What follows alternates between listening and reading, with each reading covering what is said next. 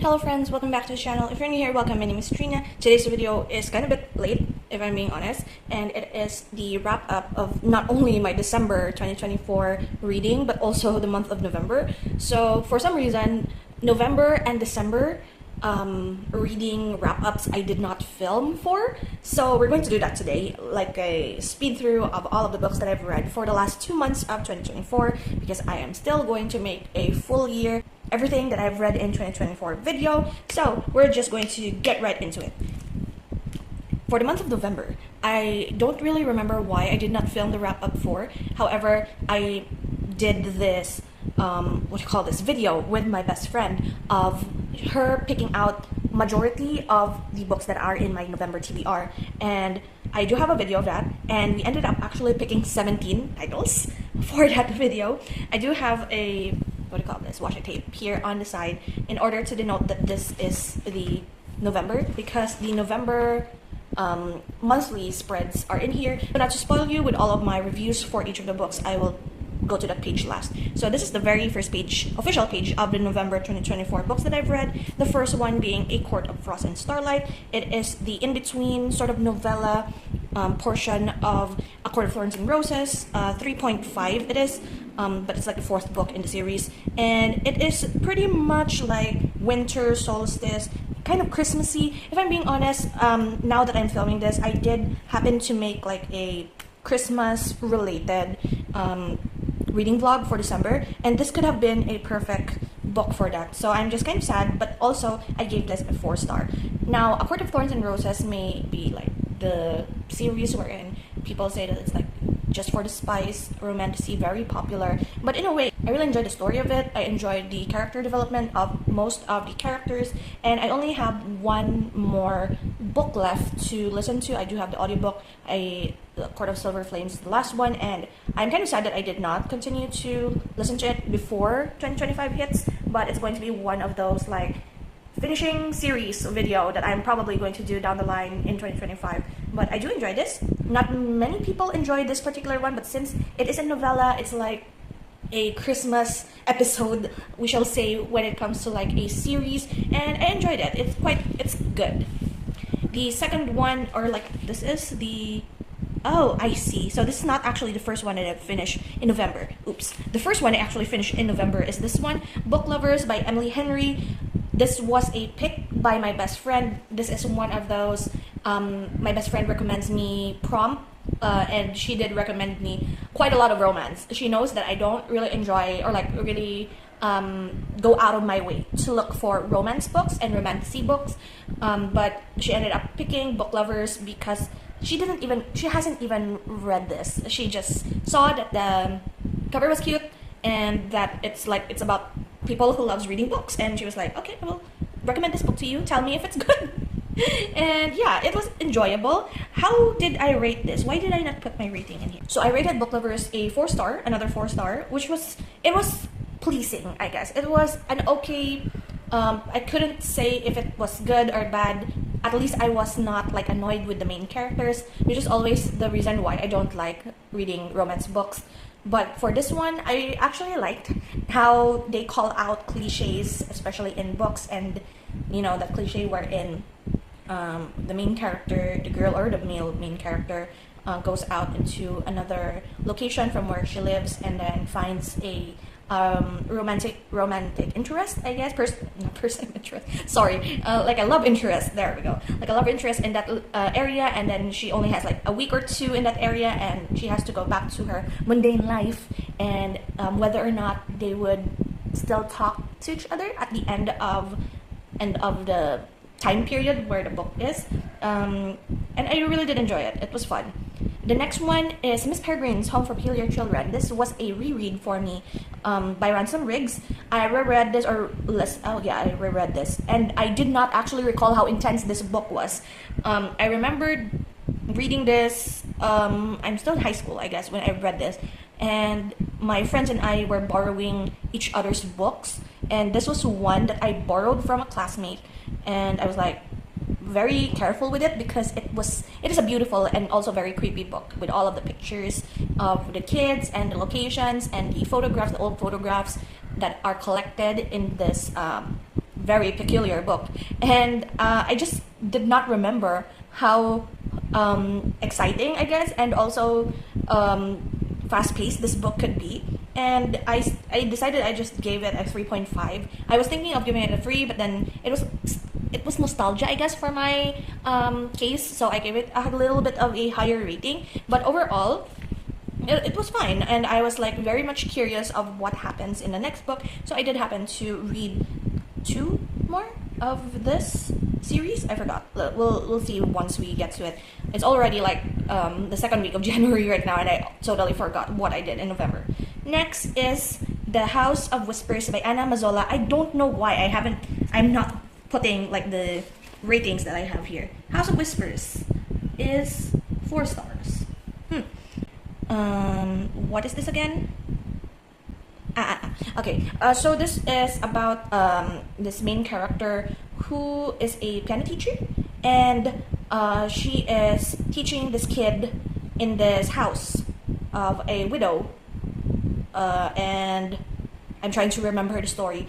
And she kind of like falls for the widow, and this house is like giving her signs of trying to like either pushing her away, or there's always these signs in the house that shows like trauma, like danger, and it's just super scary in a way, full of mystery, but also not only there is an internal struggle and like signs of trauma, as I've said, inside the house, but also outside of the house is very political and very much war related. So much of like hidden identities trying to protect themselves.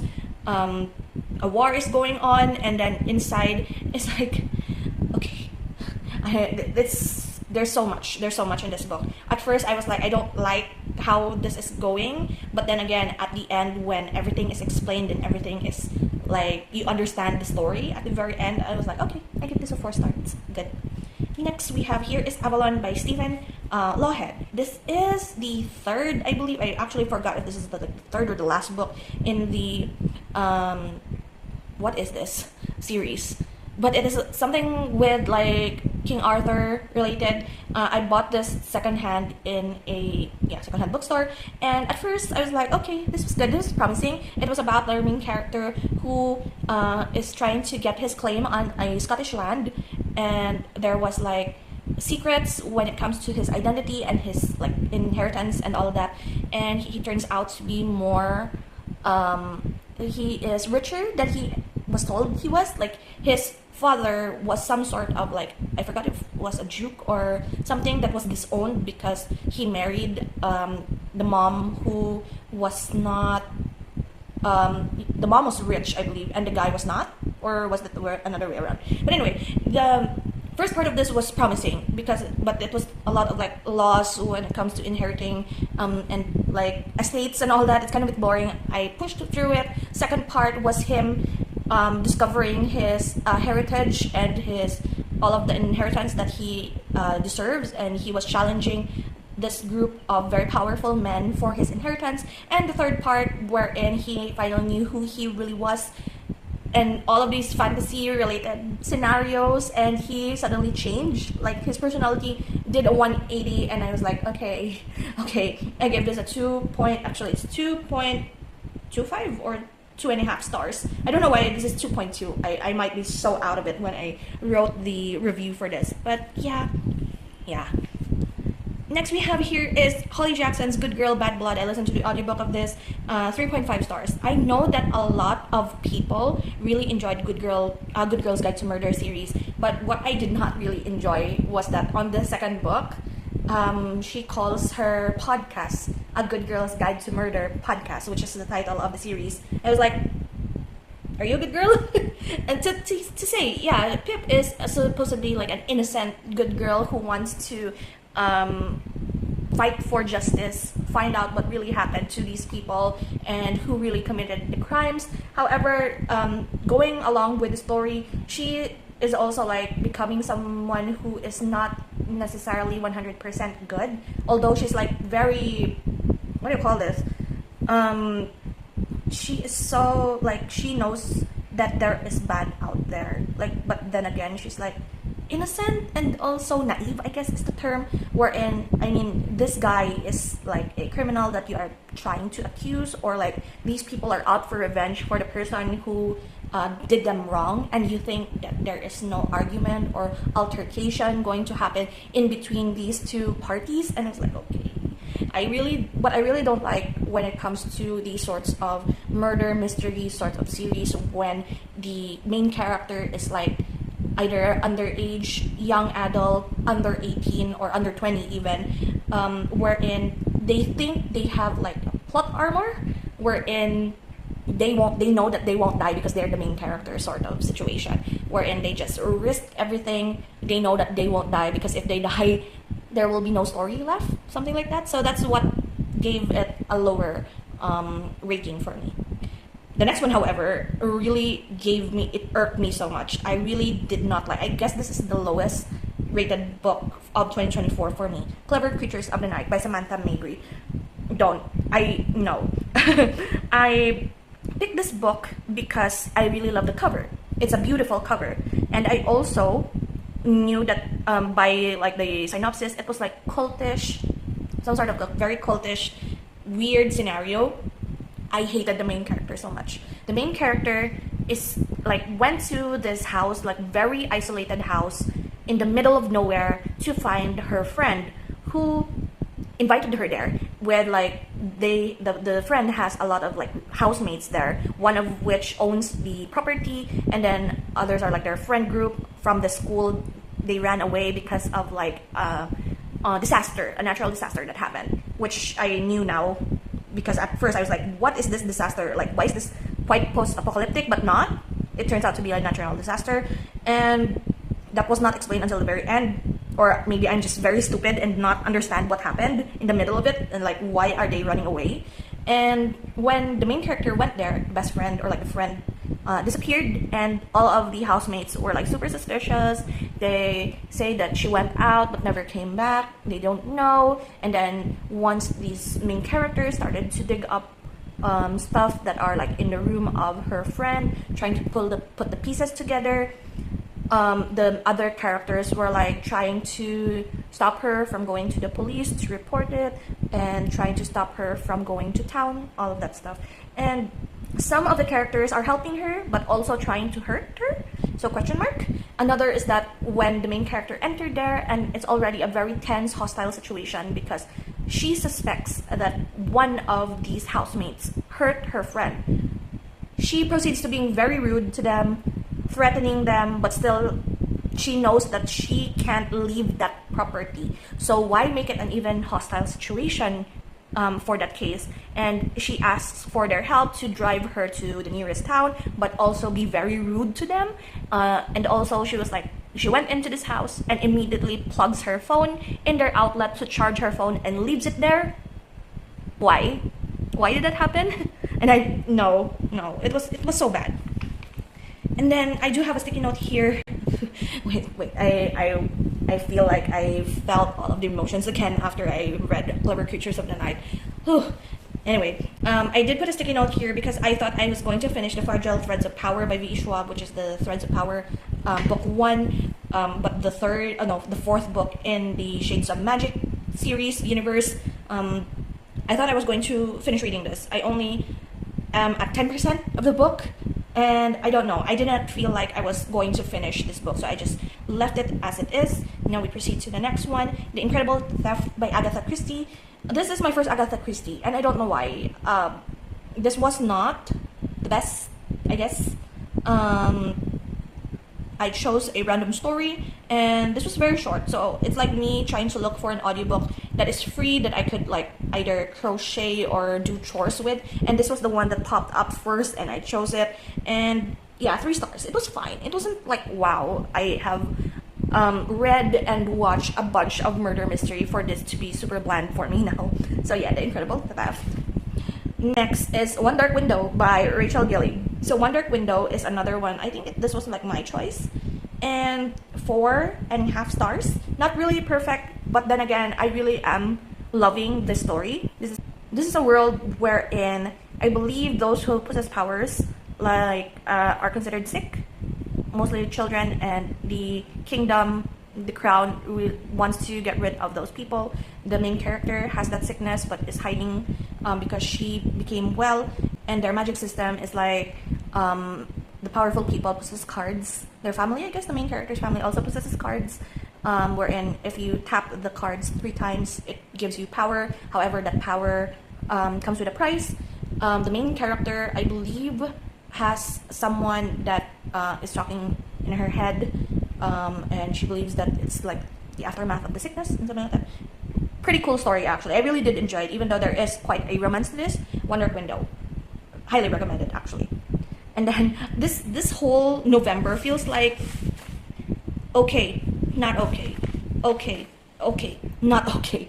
Starling House, Alex E. Harrow. I don't know if I'm going to read another Alex E. Harrow book anytime soon after the 2.5 star that is Starling House. Another, I guess I really should look for main characters that are not annoying for me. Like, I should know when to like put down books when the main character is so infuriating for me. Like, if it started out that bad, I should just put it down and not hope in my heart, because I know that I will only be disappointed when main characters are infuriating and they won't change at the end of the book, that there's no like character development. Starling House, I honestly could not remember anymore what else I remember from the story of this book other than our main character is being called to this house. She dreams about it, and people say that it's dangerous, and then the caretaker of this house is sort of like a creepy, weird person, and she just keeps on coming back to this house as if it's being like she's being drawn to it. And yeah, this is just a story of how weird this house is and what like scary, spooky stuff resides in it, I guess. And then the last one for November, finally, is The Warm Hands of Ghosts by Catherine Arden. I gave this a 4-star. Historical fiction. It's actually pretty good. I did start reading this on May, but ended up like rereading it from the top because I already forgot it. I dropped it and then I started reading it again. After 2 days, I finished it. This is about a sister who is a nurse looking for her little brother who is fighting in the front lines during war. And it's like his personal effects, his items were given back to the sister, usually like the dog tags and like names for when soldiers, fallen soldiers, to return the dog tags to their family. However, there was no body that was brought in, so the sister was looking for her brother, and she believes that she believes that the brother is still alive because of like a seance of some sort that they have done. And yeah, there is like supernatural in this, and I also enjoyed how like all of the sacrifices, all of the characters. I really also enjoyed that there is a little bit of a romance here at the very end, although not too much, but I did enjoy how it ended. That's why I gave it a 4-star. It's a really good, really interesting experience to read through from the beginning until the end, and also like the story of the little brother, of what they have went through during this time, the weird like voodoo-ish element to it, and also the ghost, like it's like mass hysteria that happened to all of the people who have entered the war zone. We don't know if it is like mass hysteria or like there is really a ghost that haunts all of the people that are in the battlefield. And also the interesting stories of the 2 other women that are with the female main character who went to the front lines with her to assist with all of the people that are in the medical part of like the army. So yeah, I really enjoyed this. Now we will go to this page, which is the actual books read. All of these are like, I did start some of them, like the 3 here. The Hedge Witch of Foxhall is one of them. I have been putting off reading this because I can't really get into it. So what I do is that I wrote it in bubble letters first, and then if I ended up finishing the book, I just color it, wrote in if how many hours if it's an audiobook, and how many pages if it is physical or ebook, and then put my rating there. So I did not finish actually 3 books: Hedge Witch of Foxhall, The Familiar, and The Fragile Threads of Power. I think The Familiar by Leigh Bardugo is just not for me. Maybe Vampire Stories is really not for me. So I actually DNF'd that book, even though it's super popular, and I'm like, should I just keep pushing? But yeah, no. I did manage to read one manhwa, Marry My Husband, 5 stars. I really love it. It's another one of my best friend's recommendations. I do have my list here at the side. re-rolled a d20 and it ended up in 17. So we have 17 books. However, I ended up with 15 books because I started November with 2 books already read during October, which was Misery as well as Court of Wings and Ruin. And yeah, I actually enjoyed this. Even though this is like the biggest list of all, I did end up reading, quick math, 11 books. 11 books for November, 2,435 pages, 23 hours, so 29 hours plus 6, 29 hours and 47 minutes, 1 physical, 4 audiobooks, 6 ebooks, 6 were parts of the series, but sadly, no 5 stars. I did have a 4.5, but I don't have a 5 star. Now we shall run through all of the books that I've read during the month of December. For the month of December, I actually did 4 reading vlogs, and yeah, it worked out quite well actually. So I'm just going to do this quickly because my battery is dying. So book 2, Hollow City by Ransom Riggs. I did manage to listen to the audiobook, I guess, of this. 3.5 stars again. It was fine. Quite a little bit more intense and a little bit more intriguing with the ending. It did end with a cliffhanger. That's why I was able to like go to the next one pretty quickly. And yeah, I kind of enjoyed Hollow City more than I expected. I think I actually stopped at Hollow City when I first read the series. I believe this was also kind of a reread, but we'll just call it something that I haven't done or read before. But yeah, I did enjoy the second book. The second one that I have finished reading was 10,000 Skies Above You by Claudia Gray. Second book in the Firebird series. I'm actually trying to finish this series as well because this was the series that I bought. This is a sci-fi romance, YA. This was the one that I bought when I was a teenager, and I wanted to just finish reading the book before anything else because this was a physical copy. I still have the third book to read, but I'm going to read it on ebook because I can't find the physical copy of it anymore. It's been a long time. Then also I gave it a 3.5 stars. The next one was Scott Cawthon's Fazbear Frights Book 9, The Puppet Carver, which I was super upset with. I did a 24-hour reading vlog of all of the Fazbear Frights that I can fit in 24 hours, and I only reached up to book 8. This was book 9 of 12 or 13, I can't really remember. I think it's 12. And this was the best one actually of all of them. Lore-wise and scare factor, these 3 are actually quite hard-hitting. So if you just want to read some 1 or 2 of the Fazbear Frights books, I think it was book 4 that I enjoyed, and also this one, Puppet Carver, 4.5 stars. Pretty great.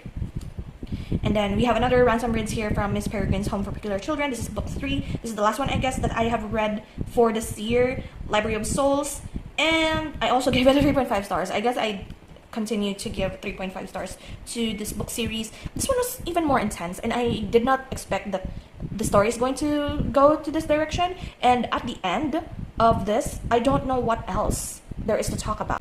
I think there are like 2 more books after Library of Souls, so I don't know what else they will write about. So yeah, Map of Days, and another one that I forgot the title of is going to be pushed to 2025 to read, and I'm curious. I'm still curious. That's maybe like the good thing about the Miss Peregrine series, is that I'm still curious of what there is to happen. So I am still intrigued enough to read the 4th book, which is A Map of Days. Next one here, Susanna Clarke's Piranesi. Oh my god. This book was super difficult at first to get into. However, the more I read it, the more I remember House of Leaves, that very weird book wherein you have to read it in like different directions and like it's super vague. And the labyrinth in this is like reminds me of that. However, I don't know why I did not remember to think of Greek mythology in this. Like, it's a very Greek mythology when it comes to this whole story. And I also went into this super blind, but as soon as I finished reading it, I super enjoyed like the experience of it. It's like a very strange experience, but you would appreciate it right after. And I'm so glad that I pushed through reading this because it's super popular. It's kind of short, but it feels very long to read. But if you keep pushing through it, all I can say is that the themes of this is like, yeah, it's kind of creepy, not super horror, but still a little bit of like a dark fantasy, Greek mythology, and psychological horror, if I'm being honest. I did not expect this to be a psychological horror, but it's one of my favorite genres, so I'm pretty happy with that. And then we have here, I guess, the very last reading vlog of the year, which was my Christmas Murder Mysteries weekly reading vlog. I started with 2 Agatha Christie books because I was like, thinking that I wanted to have another audiobook or two while I was filling out my notebooks for year end, preparing for videos. So I read or like listened to Hercule Poirot's Christmas as well as the Stepford Mysteries. Gave the Hercule Poirot one 4-star, but the Stepford Mystery I really had to like. I was super distracted when I listened to this, so I had to go back to find out who really was the killer.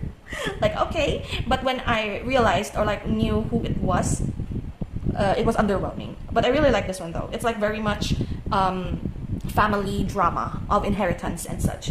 So the other one was more of like jealousy and friendship. This one is more like family drama and inheritance. The other book, like the other one that I had for this murder mystery thing, was Murder at Holly House by Denzel Merrick. And as you can see, I even rated this lower compared to the other one, Starling House. This was bad. This was so bad. Like, this was marketed as like some sort of like a Christmassy book, or like it was part of a list of like books wherein it happened during Christmas time. The only Christmas thing that happened here, or like that is called out here, is that Holly House, because they were planting holly leaves or holly plants rather. And then the first murder happened a la Santa Claus, wherein the guy was stuck on a chimney when he died. That's basically it.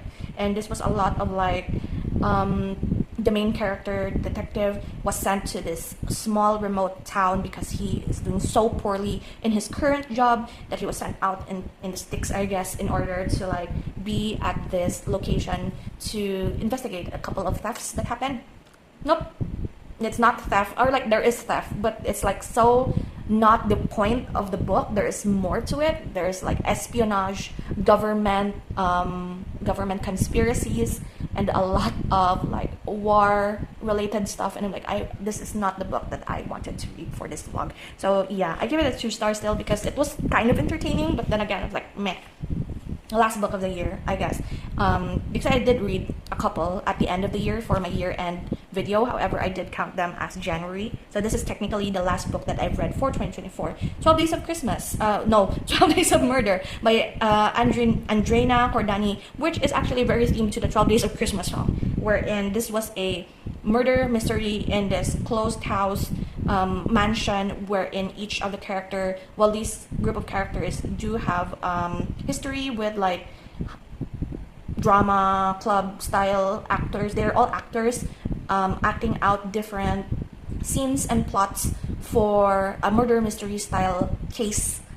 So they are like cosplaying, and they're basically theater kids, and they enjoyed it during their college days. And now that they're older, one of the members of the cast actually died during their last murder mystery performance. And in here, it ended up with, what do you call this?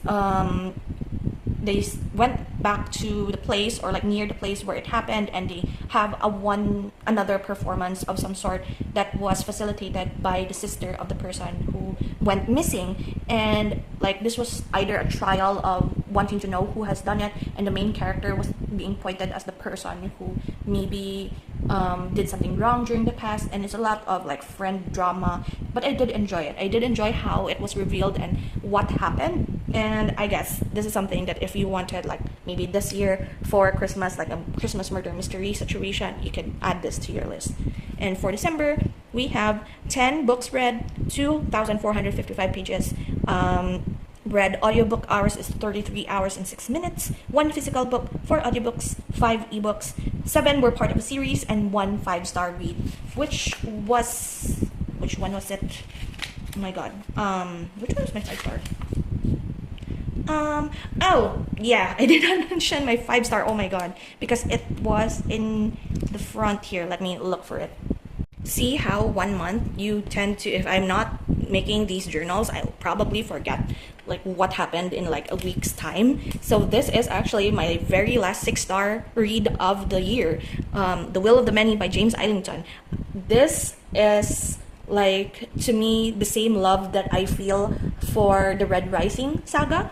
The Will of the Many is very much Roman-esque in like the very pyramid scheme sort of, wherein the lower caste or like the lower level people give their will to strengthen the person that is above them. It's sort of their strength is their power. And our main character was like a fallen nobility that has been casted away because of them not wanting to conform with the system of this society, and he was living his life trying to find revenge for his family and for his siblings, and he ended up being adopted by this nobility who wanted to make him into a spy because of a lot of one faction of this society is trying to overpower another, which they were supposed, the three powers, government, religion, and military, supposed to be like equal in power, and religion was trying to find a way to overpower the other two. So this faction is trying to get the main character to find out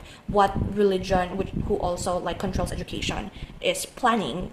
Are they planning to have this ancient weapon in the form of a labyrinth?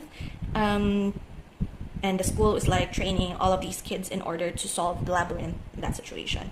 And it was super interesting. I really enjoyed it. I was in the middle of either wanting to finish it immediately or like savor the story, and all throughout the book I did not really feel bored.